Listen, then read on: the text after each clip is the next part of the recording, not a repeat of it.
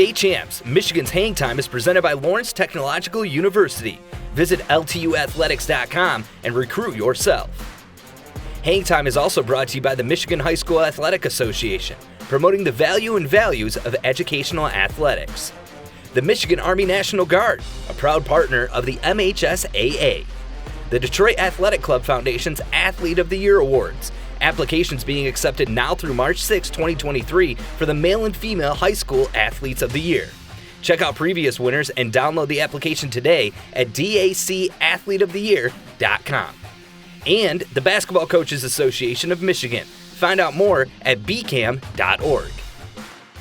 What's up, Michigan? It's that time of year again. Time to bring back State Champs Hangtime. This is the definitive boys basketball show in the state of Michigan. I'm Lorne. Just want to give a quick shout out to the sponsors who make this program possible. Of course, Lawrence Technological University, responsible for all the sports programming here at State Champs, but also big shout out to the MHSAA, to the DAC Foundation, to the Michigan Army National Guard, and of course to BCAM, the Basketball Coaches Association of Michigan. We've got a segment coming up later. But right now, let's introduce you to the crew. This is the posse we have for this season. Of course, TJ Kelley and Scott Burnstein, State Champs Hangtime regulars, and two gentlemen that I would not enjoy more doing the show with. So how you doing, boys? Yeah, posse up, baby. Let's run this like a fast break. Hey, without a doubt, 2022, 2023, we're back. That's right, a lot going on. And just so you guys know, quick programming note, this is kind of just our intro show for the year, just kind of whetting your appetite. We'll come back with full hang time for the full season. That will begin right around January 9th during that week. So a lot to look forward to, but let's talk a little bit about what's happening in boys basketball. And we're going to start with a little State Champs rewind. We're going to take ourselves back to March and relive a little bit about what took place at the Breslin Center. First off, in Division I, we had a first-time state champ, and that was Warren De La Salle coming off a football state championship. They run the table and get to the Division I boys final. They beat Grand Blanc, the defending state champions, in a good one, 67-58. You think about last year's De La Salle team, I think the first thing that comes to mind to me is what a fantastic Catholic League season we had, especially in the Central Division. Everyone they were so battle-tested as the playoffs came around, and maybe that's what helped propel them over the top. Well, it's been a fairy tale 2 years for Johnny Jokai, coming from the LVC into the Catholic League and taking a program that was already elite under Greg Essler. And this is no knock on Greg Essler because he's one of the all-time greats, a Hall of Famer, but upping the ante and winning that state championship, going to back-to-back Final Fours. And he has that team primed. I mean, a well-oiled machine, defensively, offensively. Just a credit to him and those players. Mikey Salaka's back in the middle, going to Western Michigan. He'll be a Mr. Basketball candidate. So, and then you got Mr. Big Shot, Smith. I mean, he is like the Chauncey Billups of the MHSAA the last couple of years. And Tristan Nichols, which was such a key. Yeah, last year. Unfortunately, he got hurt in football. Won a second straight football state championship on an injury. Just a Willis Reed-like performance. Yeah. But what the Pilots did was really impressive. Yeah. Oh, without a doubt. That was a good Grand Blanc team. They were a great Grand Blanc team. And then you look at some of the guys that they wound up losing, and Tamario Adley, who's now at Macomb Community College. I just had the opportunity to talk with one of the assistant coaches at Loyola in Illinois, and that's where Caleb Reese is. And one of the things that we talked about this morning was, hey, not only is he a great student, but he's also one of those guys where he helps them in their practice squad as far as being a walk-on. But they bring back that core, and even with Tristan Nichols, not playing this year. But when you add in Phoenix Glassner and then you add in Armani Portis, who are now sophomores. Super softs that are going to really more than likely going to be Division I players. And going to make a big, piggybacking off that, going to make a big mark on the CHSL Central these last couple of years. Phoenix kind of laid the foundation last year, and he's looked great these first couple of games. Armani's that kind of sleeper. Right. That had a lot of hype in middle school, and I expect that to translate into a big sophomore season. So no drop-off, you don't think, maybe, in what De La Salle is going to bring to the team? You know, I think the game plan with the Pilots is, hey, win championships in March. You know, and the other thing is, like they had last year, you got a lot of football players that are also basketball players, and so it takes a little bit of while for them to really get in, you know, and to get in the basketball shape. You know, people talk about being in shape. Yeah, football shape. Well, I mean, you get a break every 10 seconds. With basketball, you know, you got to keep on going up and down the court, and you know, you have a little bit more mass and stuff like that. But with basketball, you know, you more talk about a little bit more being a little bit sleeker athlete, you know, where, you know, you can play 10, 15 pounds lighter because you don't have to worry about getting knocked on your duff, you know, knocked on your duff, let me say it like that. And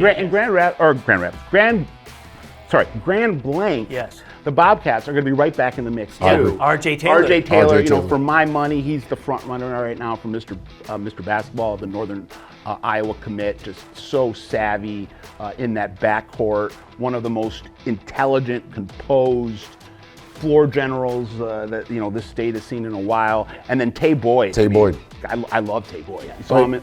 Had a nice performance in the Final Four this year and looked great in the offseason. And if you look at Tristan Nichols, that's, as to the Pilots, that's what Tay Boyd is for the Bobcats football and their basketball team. You talk about one, and so you're talking about one of those guys who just goes out there, who's just going to be a phenomenal athlete, which is, I don't know, I think that being a multi-sport athlete is what makes high school sports special, you know? Absolutely. Because you could be Bo Jackson and Deion Sanders. Right, exactly. You know, and Brady Drogosh was kind of that guy for De La Salle. He won't be playing because he'll be enrolling early. Most likely, looks like he's recommitted to Cincinnati. The 2022 state champion. Yannicek, I think, is going to play, though. Jack Yannicek, who was another tough as nails wide receiver and a really valuable backup last year. Not sure where he fits in the rotation. All right, lots to play out and a lot of great games coming up that we'll see how they do. Let's move to Division II. It was Williamston and Grand Rapids Catholic Central. What a game. That one went to overtime. 68-65 was the final in that one. A battle of wills, as it were. Went back and forth. First title since 1940 for Williamston. Senior Mason Docks. What a season he had. What a playoff run. What a championship game. I think really the difference in that game, but lots of seniors on that team. And I think this may be short-lived, the celebration, but what a season. Well, you talk about Max Burton, who's also going to Western Michigan, who was a freshman at Western Michigan this year, really stepped up his game because he was one of those things where he wanted to be a shooter. He wanted to be that fancy guy out there putting up stats. Well, they needed him to be a big, and that's what he really did at the Breslin Center. When you talk about rebounding, defending the rim, and then, of course, stepping out and hitting the three, which he's known for. Same with Jay Wallace. You know, he hit the glass real hard too, and was one of those. You know, deferred some of the headlines, you know, more of the headlines to Burton and Docks, but was just as important. Absolutely, and the interesting thing is Grand Rapids Catholic Central is one of these programs that's always going to be there. Yeah, they don't. They don't rebuild; they reload. The Mr. Basketball finalist Jack Karazinski, really, if he doesn't foul out in the fourth, maybe they win another championship. But the bottom line is, Caden Brown, Fat Brooks, leading the way, no doubt. Darrell Brooks, they call him Fat. One of the greatest nicknames, and he's only a junior. And I had nothing to do with that nickname, but it's one of the greatest nicknames I've ever heard. It is. He had 9 and 9 in the finale. And one of the things that Grand Rapids Catholic Central, they do lose some size. Yeah.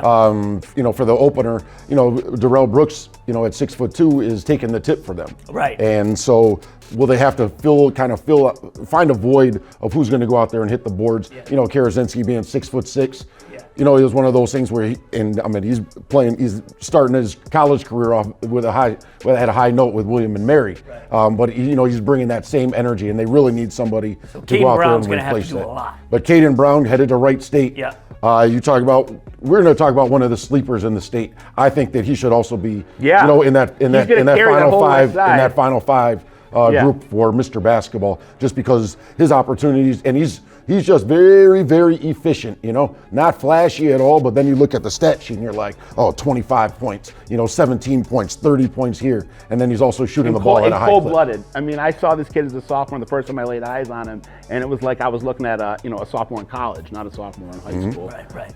And then just as we turn to Division III, in Williamston, saying goodbye to Tom Lewis, stepped down after he won that state championship, and saying hello to Koji Vroom. So that's right, Koji Vroom. Vroom, vroom. We're going to see. Andiamo. Yeah, Williamson may have some some rebuilding happening, but we'll see. Once you've established a program, sometimes that will, help take you over the top in other ways. So we'll see how that goes. But yes, after losing the previous year in overtime to Iron Mountain, and that was a great game, Schoolcraft finally gets it done. It was a 25-win season for them last year. They beat Menominee, 59-49. Oh. And, Menominee is another team like Williamson. A lot of, key pieces lost to graduation. So we'll see what they're going to be able to do. But there's still one Risky brother left. Yes, there is. Yes. There is. And that is for Schoolcraft. Yes, there is still one of the Risky brothers left. Shane, he's just a junior, and he had a great state final. Yep. His brother,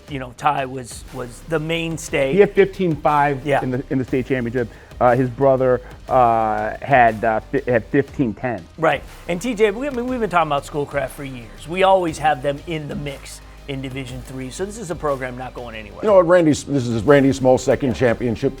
Some could say because of the Melvindale ABT episode that happened years ago where they wound up having to avoid the Class C championship. Yes. That championship should have gone to Schoolcraft. But I don't make the rules, right. So. Right. But yeah, Randy Small just does a great job with the Eagles, with the Schoolcraft community to really make sure that what they're doing is going to be long sustaining. And that's another beautiful thing about high school sports is you can have small communities that really rally together. And believe me, when we look up in the crowd, we're like, man, I think everybody in Schoolcraft is here. Yeah, no doubt. No doubt. Yeah, it was a great atmosphere, no doubt about it. At the small school level, at the D4 level, Wyoming Tri-Unity Christian beat Trout Creek. Another overtime game, 56-45. This was a great game. I thought Tri-Unity was just going to roll in this one. The Creek held around, and Brady Titus, enough said. I was going to say, in some ways, it was a state championship, but it was also kind of a coronation for Brady Titus to leave the MHSAA as one of the greatest small school players to ever do it. No doubt. 33 points. Yeah. 7 rebounds, 5 assists. Yeah, he was everywhere. He had that Russell Westbrook, Damian Dollar Lillard, swagger, right. A guy that just left it all on the floor. 4 years of glory and championships and records and tradition. Yeah. Just tip of the hat to him. Yeah, you want to talk about records? Coach Keeler. You talk about he just furthered his. He's already in the Hall of Fame, but it's just to further his legacy over the last let's say this in the 2000s, because you talk about early when he had a nice stretch early in the early 2000s, and then he wound up with the Rogers teams and all that stuff, and now to see him 20 years later and he's still getting it done. And shout out to him and the Ventures as well. They're going to be talking about Brady Titus, 30 years from now, 40 years from now, when people talk about that, and not just basketball on the west side of the state, small school. When people talk about basketball on the west side of the state, I agree. At any time, going forward, you're bringing his name up as one of the goats. The junior Owen Rosendahl, who had some big triples in the championship, he's back. Also, the senior Hannah James was big for them in the block, in the post, in the championship game. So they'll be coming back. This was the first finals appearance for Trout Creek since 1972. Wow. So what a great season that they had. Again, took it to overtime. That's the beauty when you start to get to the small schools. That's when you see all of a sudden these teams rise from seemingly nowhere, teams we weren't talking a whole lot about, and make a run all the way to the Breslin. It's magic. If you go to Division III, how many people actually pick Menominee to roll E-course? Yeah. You know what I'm saying? Yeah, I know. Like they were forcing turnovers left and right. Yeah. It was one of those things. Yeah, but talk about kids that have grown up together. You know what I'm saying? Yeah. Like their dads probably grew up together, and they're and so they're their just brothers played for that right. same coach, and their brothers, before that played for the same. Right. People say hey, 3 years from now, you wait till this group it comes up. You know what I mean? And then you're going to start talking about them, and that was one of those teams. Yep. And I think that going into this year, you're going to have some of the we've got some of those up and coming teams. Grand Rapids South Christian. I think they're going to be back in the mix. One of the semifinalists from Division III, Riverview Gabriel Richard. I think that they're going to wind up being back because they've got some nice pieces who were freshmen last year and now are going to be sophomores, and they've got size, they've got guard play, they've got guys that can go out there and shoot it. And it's Coach Zayak, he's going to be making some other trips to the Breslin Center pretty soon. All right, well, let's move on to our next segment. This is a segment where we have these guys are going to talk about two teams that we need to look out for. So we call it Who to Watch. And TJ, let's start with you. Two teams that we need to keep an eye on. We got to go with the Bulldogs from Detroit Loyola. Unfortunately, they got nipped out of the tournament last year. They were supposedly playing an ineligible player. Life happens. I'll say that like that. Some kids, they need to move to go from one situation to another. And I don't think that they should be penalized because of adults making decisions when, and the kid really was ruled ineligible. He wasn't a major factor on their team. Their major factors are the Martins, and then you've also got Yotham Nowelke, who is one of the up-and-coming bigs at 6'6", who can step out, shoot it, can defend the rim, rebounds, runs up and down the floor, and I think that that's the team that everybody's going to have to watch out for in Division III. All right, and which is another one on your list? Out in the Lansing area. Yeah, I'll tell you what, Rod Watts is back. Okay. Lansing Waverly. Wow. They've got some guys on that team. You're talking about the cop, as we call him. Yes, the state trooper, retired now. Yes, but he's got a phenomenal group. Dante Pfeiffer is only a junior. They've also got some other guys on the team, Deontay Roberts, and then they also have Big Wells, who's over there, can play above the rim, great size. Was able to see him for their season opener, and the ability that they have as far as chemistry. And then Rod Watts is always going to be preaching defense. Right. I talked with Watts not long ago. He had a special guest that came in, LaDante Buckets Henton, who is now an assistant coach, a special assistant coach over at Providence. And so had a really good career. Had a great career. If you ask me, we go back to 2011. That's my Mr. Basketball. People remember LaDante Henton. Not a lot of people are remembering DeJuan Anderson. No offense, DeJuan Anderson, but it is what it is because he's one of the only players also at Providence history to have 2,000 rebounds and 2,000 points. And so, hey, hats off to him. And I think that they're going to be. I love him on Federal. Lansing Waverly is the one to watch in the LA area, as they like to say. I like it. Scott, how about you? I'm going to stay closer to Metro Detroit. Okay. Start with Orchard Lake St. Mary's. They're the defending Catholic League champions. There was a lot of controversy, litigation surrounding two of their sophomores. It is all in the rearview mirror. Okay. Hats off to TJ Kelley. He broke that news yesterday. I was able to follow up on it. So now the Fab Four of the class of 2025, maybe it's definitely the best sophomore class in the state of Michigan. One of the best sophomore classes probably in the entire Midwest region of the United States. Okay. Trey McKinney, Sherrod Barnes, they've already been there. But in the offseason, Jaden Savory from Detroit Renaissance, 6'5" wing, comes over, as well as Isaiah Zip Hines from Dakota. They moved into the dorms. There was some questions over the transfer rules into a boarding school, not MHSAA transfer rules, but Catholic League transfer rules. Okay. It all got resolved. It looked like it might have to go in front of a judge, but it was resolved recently. Case has been dropped, and now we got full force ahead for Orchard Lake St. Mary's with those four. It should be exciting seeing those guys grow. Trey McKinney, number one recruit in the entire state, no matter what class you're talking about. He's a LeBron James of the MHSAA. Plays a similar style to Romeo Weems from a couple years ago. Sherrod Barnes, I love him, sophomore. He's gonna have a breakout season. But also look for guys like Andrew Smith, Bugsy Smythe, Mason Wisniewski, as great role players. They're gonna come in and I don't know if they're going to win a state championship this year, but I got a feeling before this class graduates, Todd Covert's going to get himself that first state title. So keep a watch for this group over the next They had a great battle with De La Salle last year. Yeah. More than likely we'll be able to see. That's the beautiful thing about the Catholic League too, is we're going to see some of these matchups at least two times, definitely two times, if not three. And then if they wind up facing each other in the playoffs, I mean, who wouldn't want to see Orchard Lake St. Mary's versus Brother Rice for the fourth time? It's a golden era for the Catholic League right now, really is. in football and basketball. Yeah, you're right. Especially basketball. And then finally, I'm going to touch on North Farmington, Team No Go. This is a group that is the front runner in the OAA Red right now, along with the defending two-time champ Ferndale, but I'll give the nod to the Raiders because of that veteran edge that they have, bringing back a lot of seasoned vets, a lot of guys with that are just bulldogs. Ryan Hurst, Oakland County's leading scorer last year, roughly 25 points a game. He opens the season, I think his first game of this year, he had 31. Just a natural scorer. Prince Jackson finally eligible after having to sit out last year, a transfer from Farmington. As a sophomore, he averaged 15 points a game, 5 assists. So he's coming in. Landon Williams, one of the most underrated recruits in Metro Detroit, 6'3", 6'4", do-it-all, has been starting since he was a freshman.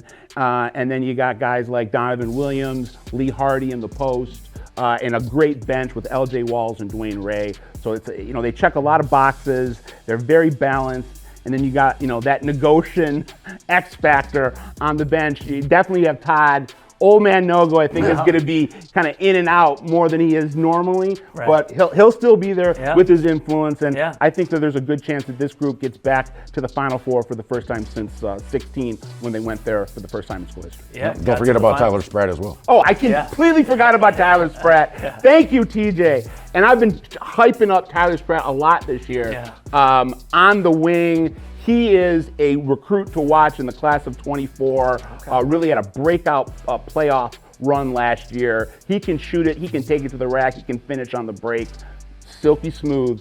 I expect him to be playing Division I basketball in 2 years. Okay, well, thank you, gentlemen. And as I mentioned earlier, we have a proud partner in the Basketball Coaches Association of Michigan back with us here in the fold on Hangtime. And so every week we do a nice kind of lengthy interview with a boys basketball coach from around the state. This week had a chance to catch up with Matt Wendell, who is the head coach at Plymouth Christian Academy. He is now kind of the social media guru for BCAM. He's going to be doing a lot of stuff and promoting a lot of the programs they have. Here's just a little bit of the conversation that we had. What would you say, Coach, is your style of coaching? It's always fun to kind of figure out, especially at the high school level, your philosophy on the court, what you believe gets the most out of your athletes. Yeah, I think, my mindset is always to have a growth mindset and to not be set in my ways. I want to be very relational and I want to be very transformational. So I don't want to tell my players what to do just because I'm their coach and I'm their boss or leader.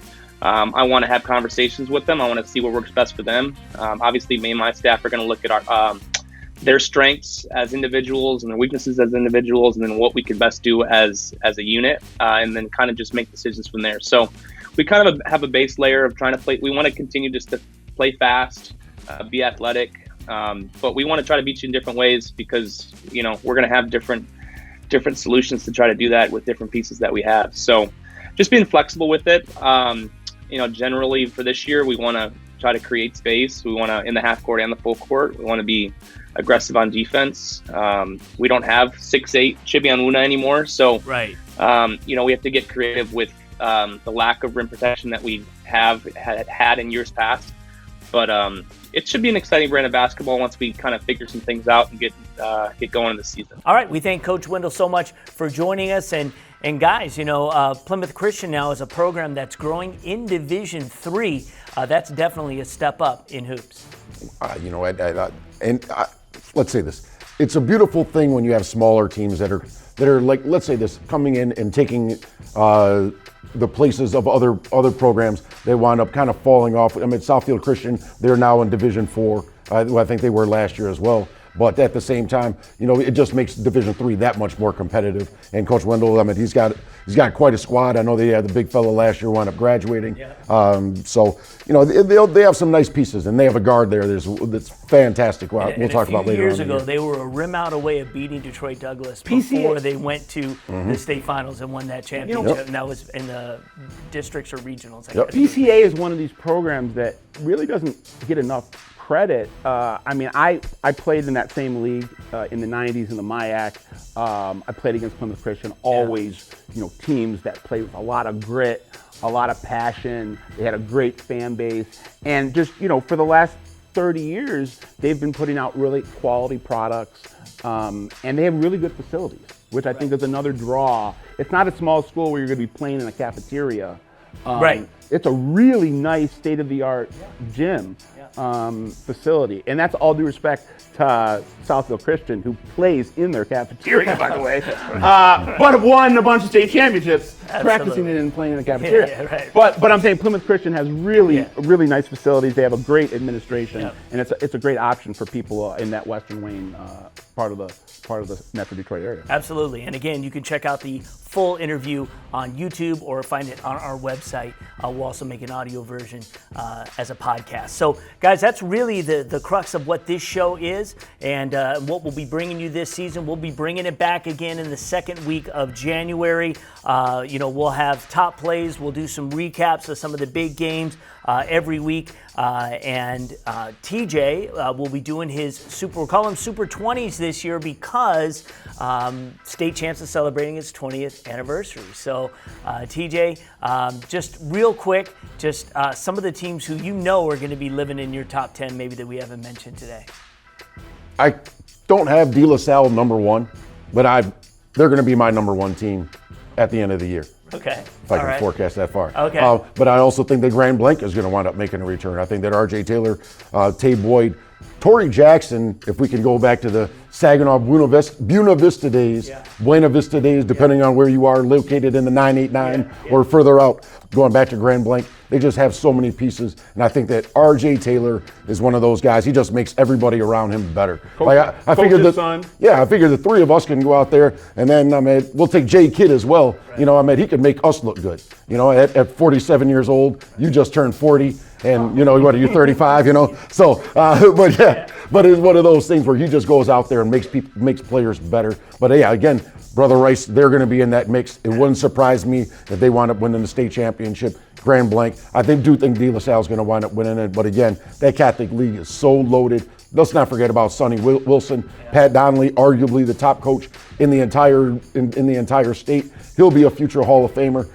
So that's UD Jesuit. Yep, UD Jesuit. Yep. And so when you talk about some of the players that are going to go on they can will their teams to wins. I think that Sonny Wilson is definitely at the top of that list, and he'll be headed to Toledo. All right, we'll be getting into all of it this season. And just lastly, you need to make sure you go to our website. Scott Burnstein's always doing hoops blogs, not just here in Michigan, but talking about players in Indiana and in our Ohio markets as well. Just kind of an idea of what someone can expect it's a recruiting-centered blog, slate, if you will. You're going to get breaking recruiting news, commitments, decommitments, visits. And you got some good stuff right now. Yeah, and I do a lot of rankings, power rankings. They're all fluid. Yeah. This month, these 5 guys are the hottest recruits in the Indianapolis area. Right. For basketball. The next month, we're going to do top 5 football recruits in the state of Michigan or Metro Detroit. Right. So right now, for my Michigan blogs, I'm doing a rundown of conference power rankings for players. So I started with the Catholic League and the OAA. You can check it out this week. Okay. I do a top 10. My top 10, again, it's fluid. Yep. This means to start the year in December of 2022. These are my top 10 players in order in the OAA and in the Catholic League. Like TJ said, Brother Rice, for the Catholic League, the Brother Rice is going to have their big 3: Curtis Williams, Xavier Thomas, and Johnny Blackwell. But check it out to see who's number one, because it was a tough choice between Curtis Williams, who's the number 1 senior in the state, going to Louisville, and Trey McKinney, who's the blue chipper, young blood. And then for the OAA blog, a lot of Ferndale. And even though I didn't say Ferndale was my number 1 team in that league, and they're the defending two-time champions, they still bring back a lot of firepower. Caleb Renfro is finally healthy after missing all of last year. Cam Reed, one of the best pace-setting floor generals in the state. Jaden Hardiman came over from the MAC and Warren Mott. He's patrolling the post. Chris Williams, hardest working man in the OAA, is also patrolling the post. And then shout out to Noah Blocker, one of the best shooters that you probably don't know about, had 30 points. Well, don't tell them everything, and they're not going to read it then. Yeah. I thought you were going to mention Trent Ruth. And don't forget about Trenton Ruth. He's checking me out. Trenton Ruth is going to have a breakout year this year as a junior. All right, boys. Just go to statechampsnetwork.com. You can check them out on a weekly basis, those blogs. are posted throughout the week. All right, that is the first edition of State Champs Hangtime. We are in the books. I want to thank TJ Kelley. I want to thank Scott Burnstein. I'm Lorne Plant. We'll see you in less than a month as we begin a full exciting season of boys hoops. Thank you so much for watching.